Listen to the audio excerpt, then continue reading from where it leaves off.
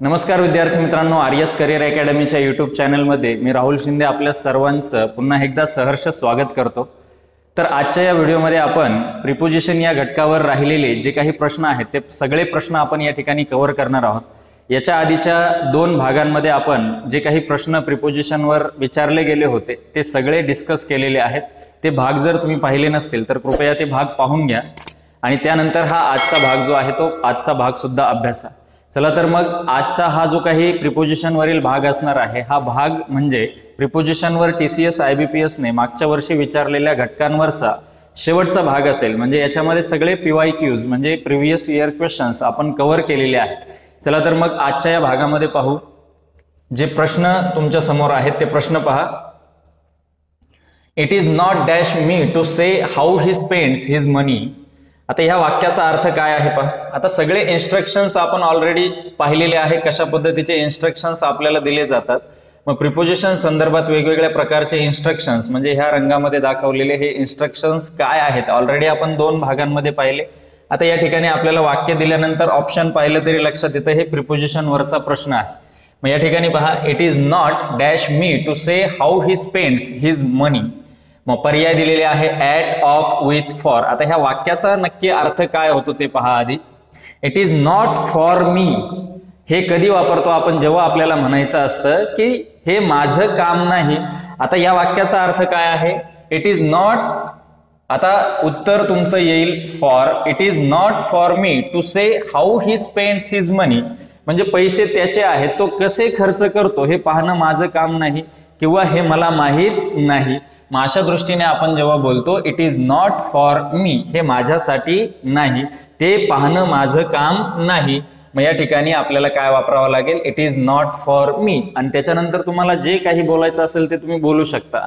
जे तुमच्यासाठी नाही किंवा जे तुम्हाला योग्य वाटत नाही त्याच्या संदर्भात तुम्हाला जर बोलायचं असेल तर तुम्ही पहिल्यांदा बोलणार आहे इट इज नॉट फॉर मी आणि त्याच्यानंतर पुढे काय सांगायचं असेल ते सांगणार।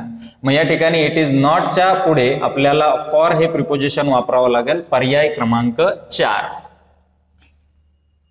नेक्स्ट पुढचा प्रश्न आहे पहा। She went dash doctor to doctor but no one was able dash cure हर।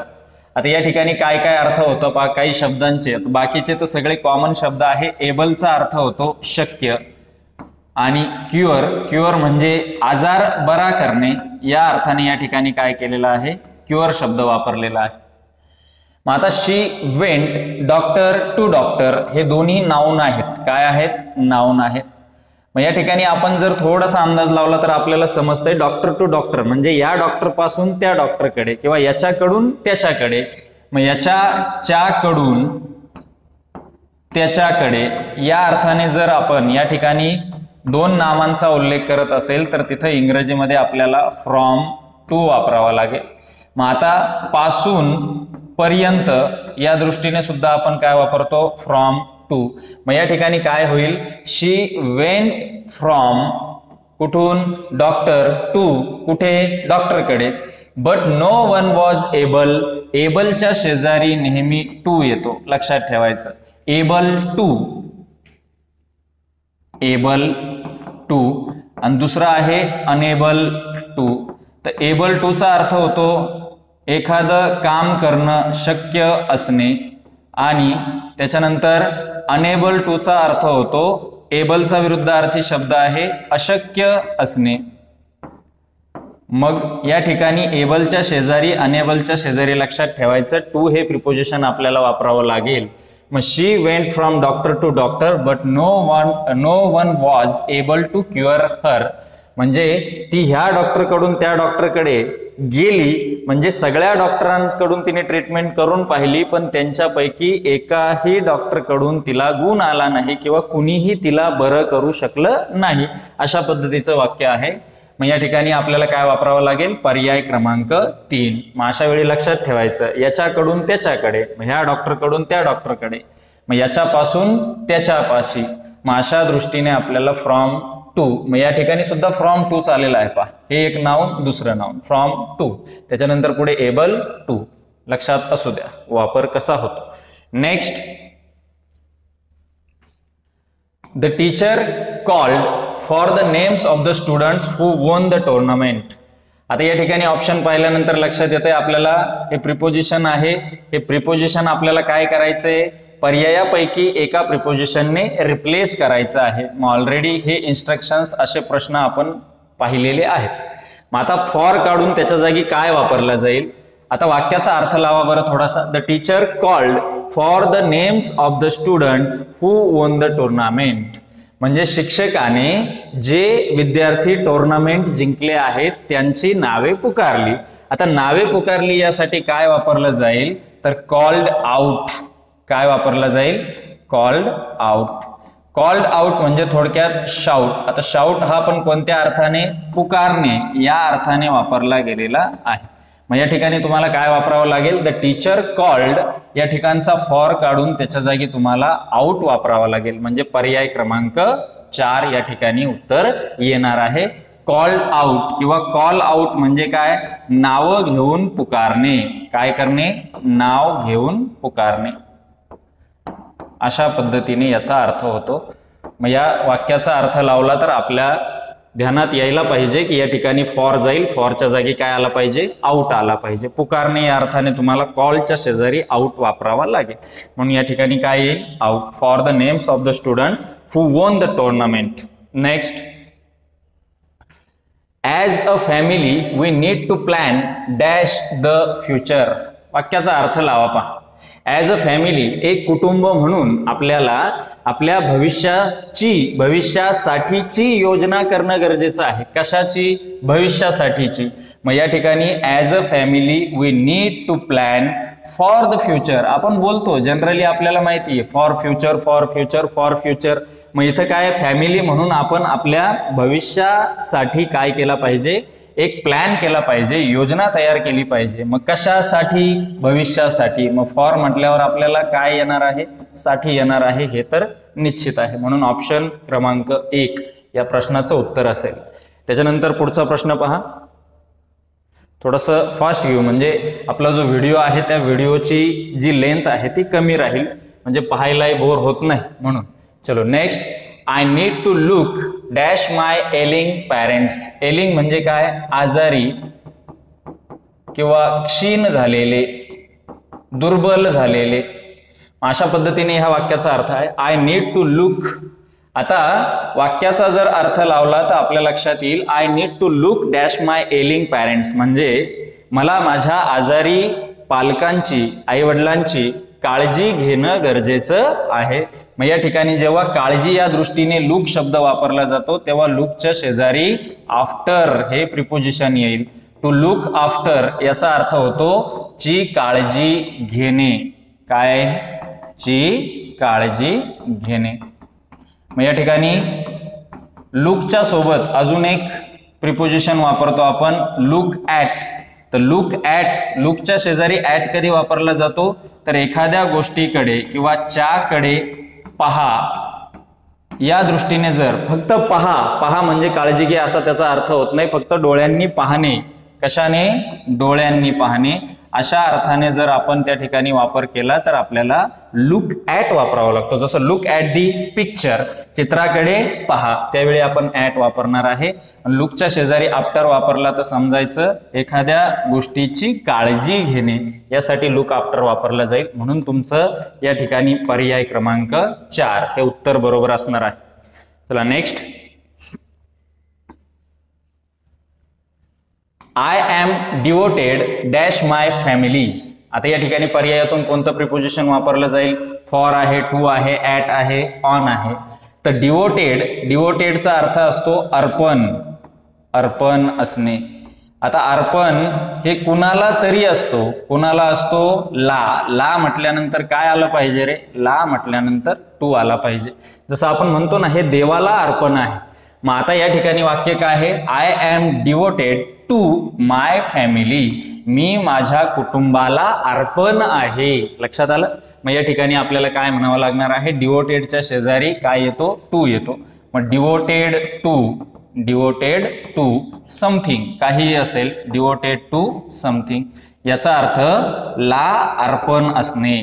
ला एखाद्याला, एखाद्या गोष्टीला अर्पण असणे. ओके, चलो. तर या ठिकाणी आपला ऑप्शन क्रमांक 2 हा बरोबर उत्तर असणार आहे. नेक्स्ट प्रश्न आहे पहा. Water is leaking dash the crack in the wall. Water is leaking dash the crack in the wall. आता याचा अर्थ जर लावला तर आपल्या लक्षात येईल, जी भिंतीची भेग आहे त्या भेगेतून पाणी काय होतंय, लीक होतंय. मग च्या आतून या अर्थाने काय आलेलं आहे रे, दोन टोकांतून आरपार, अशा अर्थाने आपण काय वापरतो, थ्रू वापरतो. काय वापरतो, आरपार, दोन टोकांतून आरपार.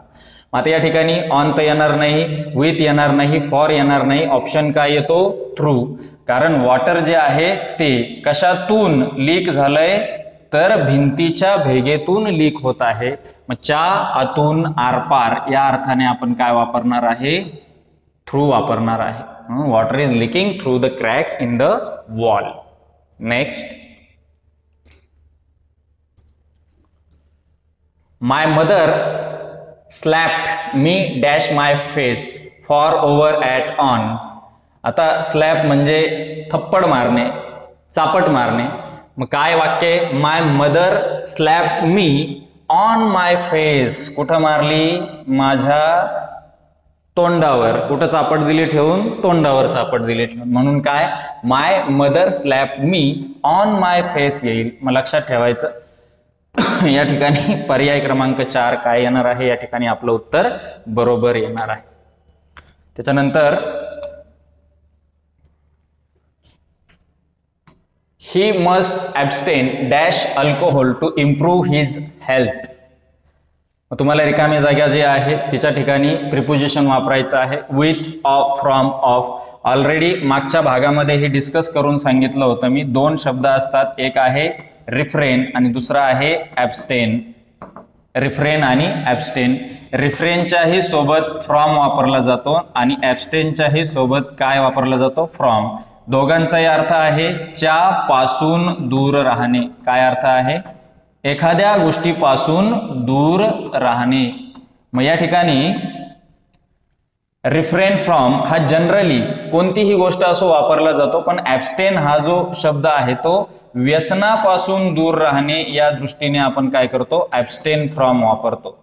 तर व्यसनापासून दूर राहणे. बाकी जनरली गोष्ट चांगली असो वाईट असो त्याच्यासाठी आपण काय वापरतो, रिफ्रेन फ्रॉम. मग रिफ्रेन फ्रॉम, फ्रॉमचा अर्थच आहे पासून. मग रिफ्रेन फ्रॉम म्हणजे च्या पासून दूर राहणे, ॲब्स्टेन फ्रॉम म्हणजे सुद्धा च्या पासून दूर राहणे. पण ॲब्स्टेन हा जो आहे तो व्यसनाच्या साठी वापरला जातो. जसं या ठिकाणी अल्कोहोलचा संबंध आला म्हणजे ॲब्स्टेन वापरला आहे. ॲब्स्टेनच्या शेजारी काय येईल हे आपल्याला क्लिअर झालेलं आहे, from. He must abstain from alcohol to improve his health. म्हणजे त्याच्या आरोग्यामध्ये सुधारणा करण्यासाठी त्याने दारूपासून, अल्कोहोल पासून दूर राहिले पाहिजे, अशा पद्धतीचा या वाक्याचा अर्थ आहे. Next, I was agitated when my sister tried tempering over my new PlayStation. आता याच्यामध्ये 2 शब्द महत्वाचे आहेत पहा. अगिटेटेड म्हणजे उत्तेजित झाले, उत्तेजित होणे, अगिटेटेड. टेम्परिंग, टेम्परिंग म्हणजे काय, एखाद्या गोष्टीची छेडछाड करणे. कशासाठी, बिघडविण्यासाठी. कशासाठी, बिघडविण्यासाठी. मग या ठिकाणी पहा, टेम्परिंग हा जो शब्द आहे त्याचा अर्थ आहे छेडछाड. छेडछाड. तर छेडछाड कशासाठी, ती वस्तू बिघडविण्यासाठी छेडछाड करणे याला म्हणायचं टेम्परिंग. जसं आपण क्रिकेटच्या मॅचेसमध्ये पाहिलेलं आहे, अनेकदा आपण ऐकलेले आहे बॉल टॅम्परिंग. तर बॉल टॅम्परिंग म्हणजे काय, त्या बॉल बरोबर छेडछाड करणे, बॉलचं लेदर जे आहे ते कुरतडणे, अशा पद्धतीची जी क्रिया असते त्याला म्हणायचं टॅम्परिंग. म्हणजे जी वस्तू आहे तिला बिघडविण्यासाठी छेडछाड करणे. मग आता या ठिकाणी वाक्य दिलंय, I was agitated when my sister tried tampering over. आता हे रिप्लेस करायचं, अंडरलाईन करून दिलेलं आहे, माय न्यू प्ले स्टेशन. म्हणजे माझं, तो मुलगा असेल किंवा मुलगी असेल, त्याच्यासाठी एक प्ले स्टेशन आहे किंवा एखादं खेळणी आहे, तर त्या खेळणी बरोबर त्याच्या बहिणीने छेडछाड करण्याचा प्रयत्न केला ते पाहून तो काय झाला, उत्तेजित झाला, असा वाक्याचा अर्थ आहे. आता टेम्परिंगच्या सोबत ओव्हर येतो का नाही हे महत्वाचं आहे. टेम्परिंगच्या सोबत ओव्हर येत नाही, हा वापर चुकीचा झालेला आहे. आता योग्य वापर काय आहे, टेम्परिंग इन सुद्धा नाही, टेम्परिंग अगेन्स्टही येत नाही, टेम्परिंग द येत नाही. आता छेडछाड ही कशा तरी सोबत होते, काय होते, सोबत होते. सोबत होते म्हणल्यानंतर छेडछाड कोणत्या तरी गोष्टीच्या सोबत कोणत्या तरी गोष्टीशी घडते. मग या ठिकाणी सोबत म्हणल्यावर काय यायला पाहिजे रे, विथ, अंदाज लावता आला पाहिजे. मग tampering with my new PlayStation, पर्याय क्रमांक 4 या ठिकाणी आपलं बरोबर उत्तर असणार आहे. Next, you can not trample of my dreams, I am made of sterner stuff. वाक्य दिलेलं आहे. आता जे शब्द माहित करून घेण्यासारखे आहे ते पहा. ट्रॅम्पल, ट्रॅम्पलचा अर्थ आहे भावना पायदळी तुडवणे, भावना पायदळी तुडविणे. त्याच्यानंतर दुसरा जो शब्द आहे, शब्द म्हणजे ही एक इडियम आहे. हा जो इडियम फ्रेज आहे याचा अर्थ होतो मेड ऑफ स्टर्नर स्टफ, म्हणजे व्हेरी स्ट्रॉंग अँड डिटरमाइंड. काय अर्थ आहे, very strong and determined. Determined म्हणजे निश्चयी, निश्चय करणारा, दृढ निश्चय ज्याला आपण म्हणतो. मग एखादा व्यक्ती जर खूप स्ट्रॉंग असेल, मनाने खूप स्ट्रॉंग असेल आणि दृढ निश्चय करणारा असेल तर त्याला काय म्हटलं जाईल, I am made of sterner stuff. आता वाक्याचा अर्थ पहा काय होईल, you can not trample of my dreams, म्हणजे तू माझ्या भावना पायदळी तुडवू शकत नाही, कारण I am made of sterner stuff, म्हणजे मी एक खूप स्ट्रॉंग आणि डिटरमाइंड, दृढ निश्चयी व्यक्ती आहे. त्यामुळे तू माझे स्वप्न, माझ्या इच्छा यांना पायदळी तुडवू शकत नाही. मग या ठिकाणी पहा काय ऑप्शन येईल, for, up, on, at. For तर काही येत नाही, यू कॅन नॉट ट्रॅम्पल फॉर अजिबात नाही, जमतच नाही, हा ऑप्शन येत नाही. अपही येत नाही, ऍटही येत नाही, आपल्याला वापरावा लागतो ट्रॅम्पलच्या सोबत ऑन. तर ट्रॅम्पल ऑन याचा अर्थ काय होतो, ट्रॅम्पल ऑन म्हणजे भावना पायदळी तुडवणे. तर ऑफ काढून टाकावं लागेल, त्याच्या जागी आपल्याला काय वापरावं लागणार आहे, ऑन. तर trample on my dreams, I am made of sterner stuff. Next, पुढचं वाक्य, I reside dash a small town away from the crowded cities. I reside dash a small town away from the crowded cities. आता हा प्रश्न जो आहे याच्यामध्ये थोडंसं confuse होण्याची शक्यता आहे. पहा, जसं तुम्ही जर म्हटलं I reside at a village, काय म्हणतो आपण, ॲट अ व्हिलेज. आता या ठिकाणी ॲटही पर्यायात दिलेला आहे आणि टू सुद्धा पर्यायात आहे. पण या ठिकाणी जेव्हा तुम्हाला having permanent home, having permanent home at a place, at a place या दृष्टीने जेव्हा आपण वाक्य लिहितो, बोलतो, त्यावेळी आपल्याला म्हणावं लागतं I reside to a small town away from the crowded cities, म्हणजे मी एका छोट्याशा नगरामध्ये राहतो जे गर्दीच्या शहरांपासून दूर आहे. मग having permanent home at a place अशा दृष्टीने आपल्याला रिसाइड टू वापरावा लागतो, हे लक्षात घ्या. मग रिसाइडच्या शेजारी आपल्याला या ठिकाणी टू हा पर्याय वापरावा लागेल, म्हणून टू हे प्रिपोजिशन त्या ठिकाणी बरोबर येईल.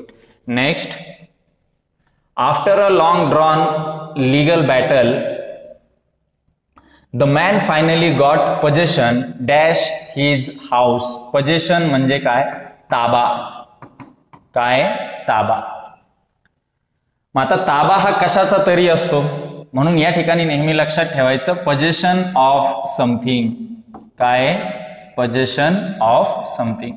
तर possession of, काय, possession of याचा अर्थ काय, चा ताबा मिळणे, चा ताबा मिळणे, असणे.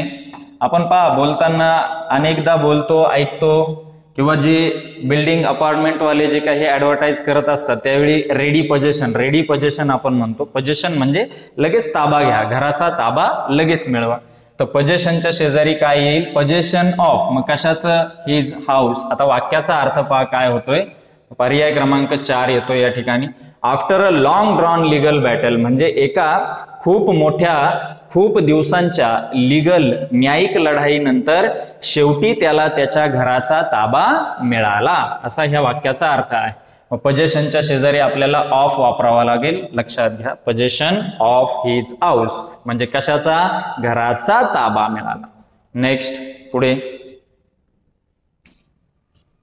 Have you come dash car or dash foot. पर्याय दिले on by, in by, with on, by on. काय वापरलं जाईल पहिल्या ठिकाणी आणि दुसऱ्या ठिकाणी? जेव्हा तुम्हाला सांगायचं असतं किंवा एखाद्याला विचारायचं असतं तू पायी चालत आला की गाडीने आला, मग यावेळी आपण काय म्हणतो, मी बाय कार आलो किंवा बाय बस आलो. मग हे इथंही तेच आहे, वेगळं काय नाही. मग विचारणारा काय विचारतोय, तू कारने आला की पायी चालत आला. मग इथं काय होईल, have you come by car or on फूट.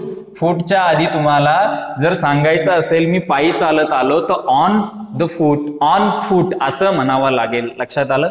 मग या ठिकाणी have you come by car or on फूट. मग या ठिकाणी प्रश्न विचारणारा म्हणतो तू कारने आलेला आहेस की पायी आलेला आहे, पायावर चालत आलेला आहे. मग या ठिकाणी बाय ऑन पर्याय क्रमांक 4. नेक्स्ट पहा, प्रश्न दिलेला आहे, ही turn a deaf ear dash the advice of his teacher. आता या ठिकाणी ही इडियम आहे, टर्न अ डीफ इयर. याचा अर्थ काय होतो पहा, याचा अर्थ होतो रिफ्यूज टू लिसन. काय अर्थ होतो, रिफ्यूज टू लिसन. साधा मराठीत किंवा आपण जर थोडासा अर्थ लावण्याचा प्रयत्न केला, डीप म्हणजे काय, बहिरा. डीप म्हणजे बहिरा आणि इयर म्हणजे कान. तर बहिरा कान म्हणजे बहिरा नाही, तो चांगला आहे परंतु काय करतोय, तो ऐकण्याकडे दुर्लक्ष करतोय. रिफ्यूज टू लिसन, रिफ्यूज म्हणजे काय, मना करणे, मनाई करणे, मना करणे. कशासाठी, लिसन ऐकण्यासाठी. तर ऐकण्यासाठी मनाई करणे अशा पद्धतीने. He turn a deaf ear dash the advice of his teacher. आता या ठिकाणी काय असतं, to turn a deaf ear to the advice of his teacher. मग या ठिकाणी कुठे काय ऐकण्यासाठी मनाई केलेली आहे, the advice of his teacher. कशाला मनाई केलेली आहे, त्याच्या शिक्षकांच्या सल्ल्याला. म्हणून या ठिकाणी काय वापरणार आपण, he turn a deaf ear to the advice of his teacher. म्हणून या ठिकाणी आपल्याला पर्याय द्यावा लागणार आहे, पर्याय क्रमांक 4. वाक्याचा अर्थ नीट लक्षात घ्या, त्याने त्याच्या शिक्षकांच्या सल्ल्याला ऐकण्यासाठी किंवा तो सल्ला ऐकण्यासाठी काय केलेला आहे, मनाई केलेली आहे. मग या दृष्टीने आपण या ठिकाणी काय वापरणार आहे, टू हे प्रिपोजिशन वापरणार आहे. चला तर नेक्स्ट पुढचा प्रश्न पाहू. Vibha's decision to join the film industry took everyone dash surprise. आता सरप्राईजच्या सोबत पहा, सरप्राईज. सरप्राईजच्या सोबत ॲट येऊ शकतो, सरप्राईजच्या सोबत बाय सुद्धा येतो. आता ॲट कधी येतो पहा, जर समथिंग डिसअपॉइंटिंग असेल. डिसअपॉइंटिंग म्हणजे काय, डिसअपॉइंटिंग म्हणजे निराश करणारे असेल. कसे असेल, एखादी निराश करणारी जर घटना असेल तर त्यावेळी तुम्हाला सरप्राईजच्या सोबत मागे किंवा पुढे दोन्ही प्रकारे त्याचा वापर होतो, तिथं ॲट वापरावा लागेल. आणि जर सरप्राईजच्या शेजारी बाय आला किंवा पुढे मागे सरप्राईज बाय समथिंग, तर या ठिकाणी बाय हा कधी येतो, तर बाय हा आपल्याला लक्षात ठेवायचा आहे जेव्हा एखादी अनएक्सपेक्टेड थिंग, एखादी अनपेक्षित घटना घडते. कोणती, अनएक्सपेक्टेड म्हणजे काय, अनपेक्षित. मग ती चांगली असेल वाईट असेल त्याच्याबद्दल या ठिकाणी बोललं जात नाहीये. आता जर वाईट असेल तर ती निराश करणारी घटना असेल, बरोबर. मग निराश करणारी घटना असेल तर साधारणपणे ॲटचा वापर होतो. आणि जर एखादी निराश करणारी नाही, सुखददायक घटना आहे पण ती अनपेक्षित आहे, अचानक घडणारी आहे, म्हणजे ज्यावर विश्वास बसत नाही अशी जी घटना आहे, तिला आपण जेव्हा वर्णन करतो त्यावेळी आपल्याला काय वापरावं लागेल, सरप्राईज बाय वापरावं लागेल. म्हणजे कसं पहा आता, विभाज decision to join the film industry took everyone by surprise. Took everyone by surprise. का बरं बाय, तर फिल्म इंडस्ट्री ही काही वाईट गोष्ट नाहीये, चांगली गोष्ट आहे. पण आधी ती म्हणत असेल मला इंजिनियर व्हायचं, मला डॉक्टर व्हायचं, नंतर अचानक तिने डिसिजन घेतला की आता मी फिल्म इंडस्ट्री जॉईन करते, तर हा एक अनपेक्षित धक्का असू शकतो. अनपेक्षित पण सुखदायक हा धक्का असेल, त्यामुळे आपण काय वापरणार आहे त्या ठिकाणी? बाय. मग विभाज decision to join the film industry took everyone by surprise, म्हणून इथं काय वापरणार आहे आपण? बाय. चलो next question. He copied my paper word dash word so the teacher cancelled it. त्याने माझा पेपर शब्द शब्द म्हणजे जसा शब्द आहे तसा शब्द पाहून कॉपी केला, त्याच्यामुळे शिक्षकांनी काय केला? पेपर कॅन्सल करून टाकला. मग अशा पद्धतीने जेव्हा तुम्हाला म्हणायचं असेल, कॉपी केली असेल, जसाच्या तसा शब्द उतरवलेला आहे, तर तुम्ही या ठिकाणी इंग्रजीत म्हणणार he copied my paper word for word. काय म्हणणार आहे? Word for word. म्हणजे त्याने कॉपी जी केली ती शब्दासाठी शब्द जसाच्या तसा, शब्दासाठी शब्द जसाच्या तसा उतरून कॉपी केलेली आहे. मग या ठिकाणी काय म्हणणार तुम्ही? He copied my paper word for word. शब्दासारखाच शब्द शब्दासाठी शब्द जसाच्या तसा उतरवला, त्यामुळे शिक्षकांनी पेपर कॅन्सल केला. म्हणून या ठिकाणी तुमचा पर्याय येणार आहे वर्ड फॉर वर्ड, पर्याय क्रमांक 4. Next last question. तर पहा पुढे प्रश्न दिलेला आहे. I will say dash his face what I think of his ideas. वाक्याचा जर तुम्ही अर्थ लावण्याचा प्रयत्न केला तर वाक्याचा अर्थ काय होईल? मला त्याच्या विचारांबद्दल काय वाटतं हे मी त्याला प्रत्यक्ष सांगेल किंवा त्याच्या तोंडावर सांगेल, अशा पद्धतीने आपण ह्या वाक्याचा अर्थ घेतो.